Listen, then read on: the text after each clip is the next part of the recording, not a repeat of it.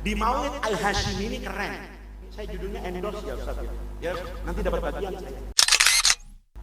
Assalamualaikum warahmatullahi wabarakatuh.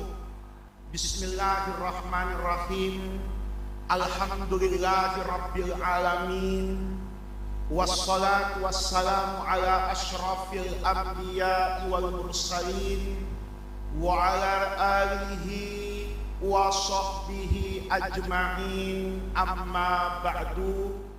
Malam hari ini sejujurnya para kiai, saya kehilangan kata-kata. Saya sudah berhari-hari pindah dari satu pesantren ke pesantren yang lain, itu semuanya membanggakan.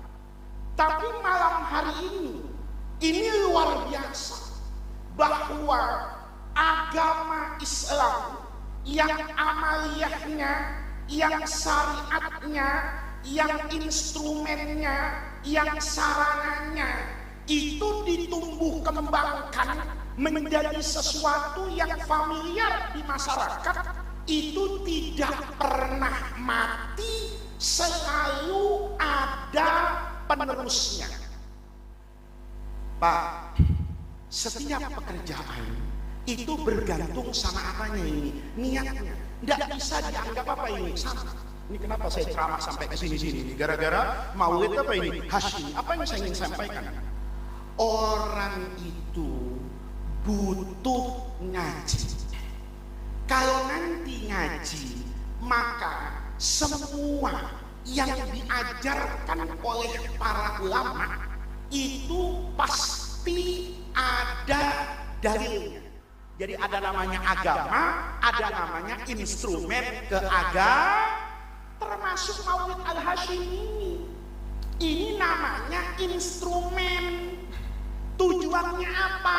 Mahabbatun Nabi. Tujuannya apa? Kenal Nabi. Tujuannya apa? Tahu jati dirinya Rasulullah. Tujuannya apa? Supaya orang dekat dengan Rasulullah. Tujuannya apa? Supaya orang terkenang dengan Rasulullah. Maka semua amaliyah yang mendekatkan kenangan kita kepada Rasulullah, apapun bentuknya, kata ulama, hukumnya masyru', bagian dari agama. Di Maulid Al-Hashimi, saya judulnya endorse ya Ustaz ya. Ya, nanti dapat bagian saya. Ya kan? Di Maulid Al-Hashimi ini keren.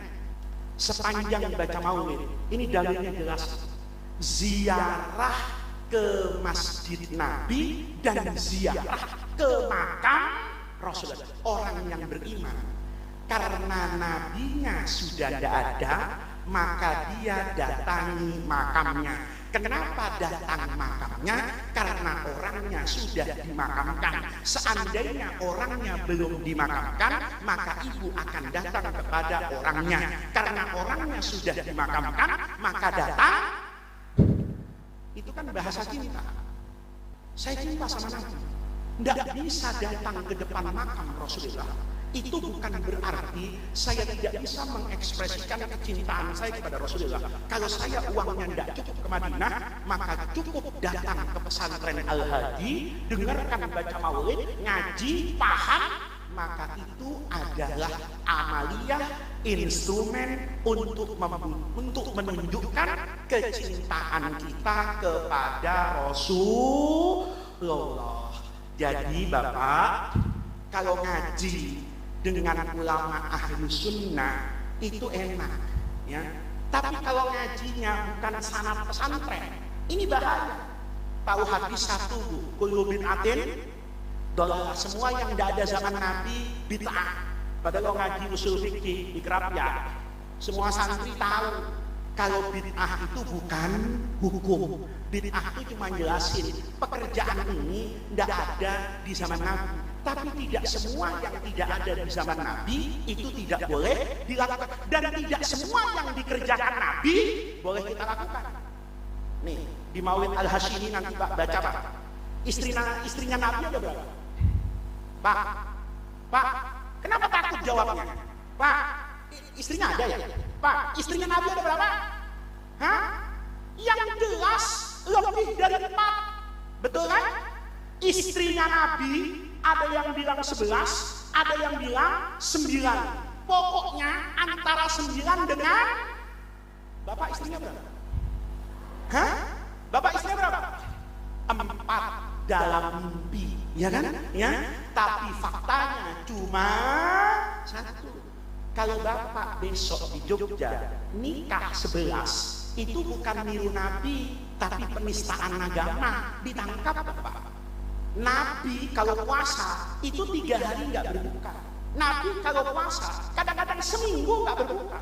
Bapak begitu azan nggak berbuka, bukan soleh, nggak ngerti. Ya. Kalau ngerti yang tadi itu, begitu azan langsung berbuka. Jadi Bapak, ukuran agama itu ada yang dalilnya dijelaskan secara langsung, teknisnya, tapi tidak sedikit bagian dari agama yang semangat dan normanya dijelaskan oleh Allah dan Rasulullah, tapi instrumennya, amaliyahnya, bentuk kegiatannya itu diserahkan kepada umat manusia sepanjang masa. Jadi apa yang kita kerjakan malam hari ini sejatinya bagian dari agama, bagian dari kecintaan kita kepada Rasulullah, bagian dari menghidupkan pribadi Nabi agar selalu diingat oleh kita di masa sekarang ini. Ini yang bisa saya sampaikan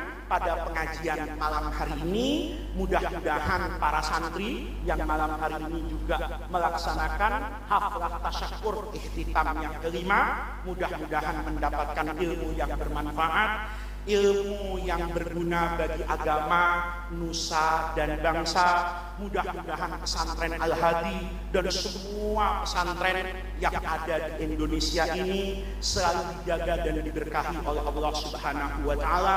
Mudah-mudahan langkah kita ke majelis ini, semua yang kita baca, semua yang kita lihat, semua yang kita dengar menjadi tawassul dan wasilah kita semua untuk mendapatkan khairat dunia wal akhirah. Mudah-mudahan kecintaan kita kepada Rasulullah, kecintaan kita kepada baginda Nabi itu juga menjadi kunci yang akan mengantarkan kita kelak di akhirat bertemu dengan ridho dan rahmat Allah bersama Rasulullah bil firdausil a'la. Rabbana atina min ladunka rahmah wa hayyi lana min amrina rasyada. Allahumma la tahrimna khairan ma indaka li syarri ma indana. Kurang lebihnya saya mohon maaf. Wallahul muwaffiq ila aqwamit thoriq. Wassalamualaikum warahmatullahi wabarakatuh.